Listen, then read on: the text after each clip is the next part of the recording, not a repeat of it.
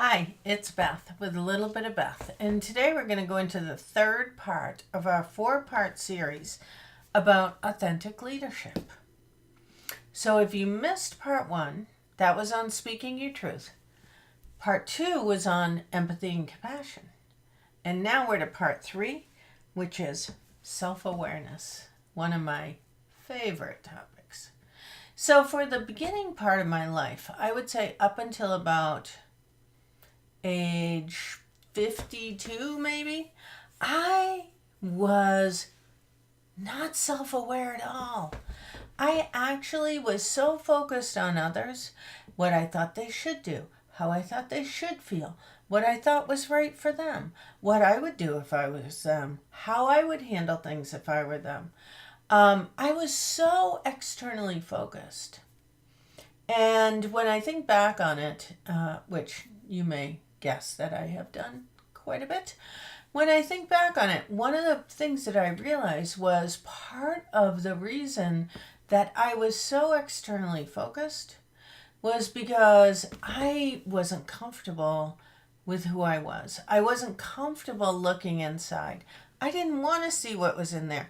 It was much more comfortable for me to pay attention to what you were doing, what I thought you should do, what I would do if I were you, and to let you know that, than it was to really get in touch with my emotions, what I'm feeling, how when those emotions manifest, it impacts myself, my decisions, and it impacts other people.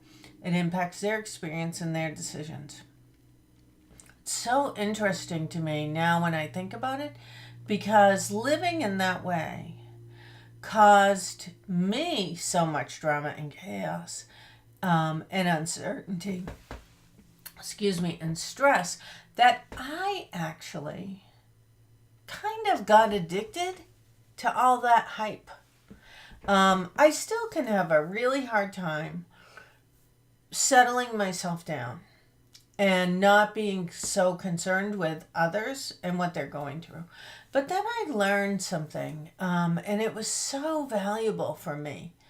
And that was that when I am all up in other people's business, I'm actually blocking their opportunity to become more self-aware, understand their emotions, feel all their feelings, and then understand how to come back to center and how to deal with it. When I learned that it wasn't my job to fix everybody else, to get in the middle of everybody else's stuff. When I learned that, when I really figured that out, oh, my life got so much calmer. My connections got so much deeper. My sense of peace and my opportunity to learn about myself became so much greater. And let me tell you, learning about myself has not really been a picnic. There's some things about me that make me really uncomfortable.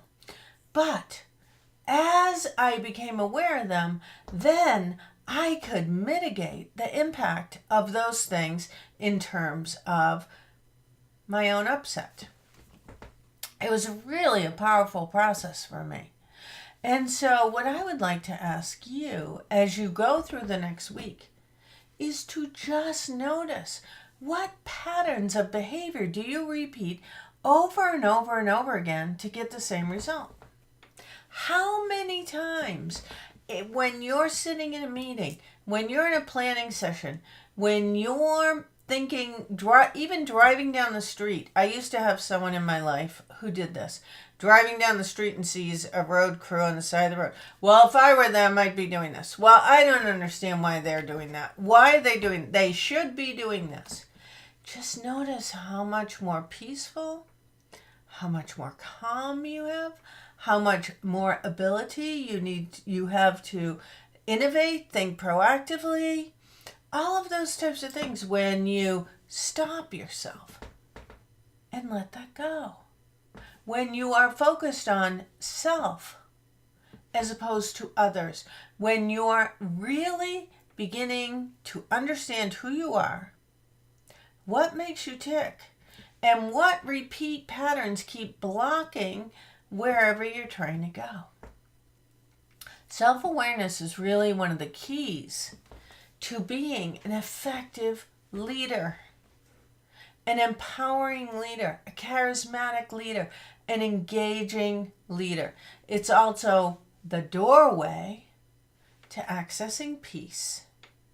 And so no matter where you're a leader in your life, I encourage you to spend at least the next week just observing and noticing all the places where your focus is on others versus on self. So until next time, this is part 3 in a 4-part series where we're exploring my definition of authentic leadership, which is speaking your truth with empathy and compassion, self-awareness, and a focus on the greater good. Yeah, it's pretty simple. If you'd like more on this topic, if you'd like to learn more, then consider coming either to Navigating Challenging Dialogue Skills Training or the Leadership Certification Program. There's one happening October 2nd, 3rd, and 4th up in San Jose and area. And I can't wait to have you participate. One person who took this, a coach who also leads a team, said, you know, once you hear this information, you go through this workshop, it's like getting an inoculation. You just can't see the world the same way again. I really believe it'll bring you greater peace, less chaos and drama, more connection, and more ease in whatever leadership role you're tackling. See you next week.